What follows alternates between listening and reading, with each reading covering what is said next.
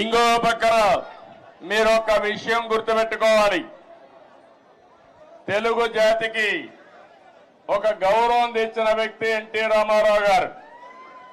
అంత మునుపు తెలుగు వాళ్ళందరినీ మదరాసి అని పిలుస్తా ఉంటే, కాదు తెలుగు జాతి ఒకటి ఉందని ప్రపంచానికి చాటి చెప్పిన ఏకైక నాయకుడు నందమూరి తారక రామారావు గారు. తెలుగు వారికి ఆత్మ గౌరవాన్ని తెచ్చిన నాయకుడు ఎన్టీ రామారావు. అనేక సమస్యలు తీసుకొచ్చాడు, ఒకటి రెండు కాదు.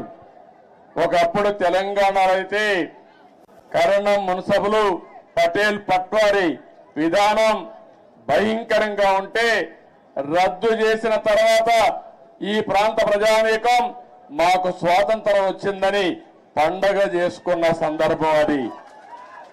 ఈరోజు తెలుగు రాష్ట్రాల్లో బ్రహ్మాండంగా వెనుకబడిన వర్గాల ముందుకు వచ్చారంటే అది ఎన్టీ రామారావు గారు చూపించిన చొరవ, ఆయన తీసుకున్న చర్యలేనని చెప్పి నేను మీకు తెలియజేస్తున్నా. అనేక పరిపాలనా సంస్కరణలు తీసుకొచ్చారు. మొట్టమొదటిసారిగా దేశంలోనే సంక్షేమానికి నాంది పలికిన ఏకైక నాయకుడు నందమూరి తారక రామారావు గారు అని చెప్పి కూడా నేను మీకు తెలియజేస్తున్నా. ఆ తర్వాత ఈరోజు మనం పార్టీలో చూస్తా ఉంటే ఎక్కడ చూసినా 20 ఏళ్ళయింది అధికారం పోయి 2004, ఈరోజు 2024.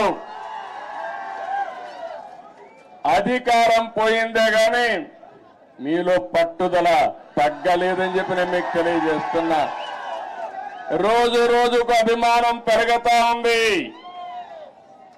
కొంతమంది నాయకులు పోయారు కానీ కార్యకర్తలు మాత్రం పోలేదు.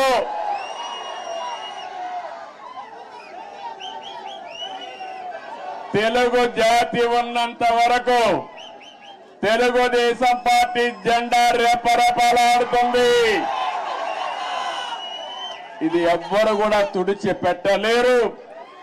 ఏ విధంగా అయితే నందమూరి తారక రామారావు గారు తెలుగు జాతి ఉన్నంత వరకు తెలుగు వారి గుండెల్లో ఉంటారో, అదే విధంగా తెలుగు జాతి ఉన్నంత వరకు పసుపు జెండా ఎగరతానే ఉంటుంది.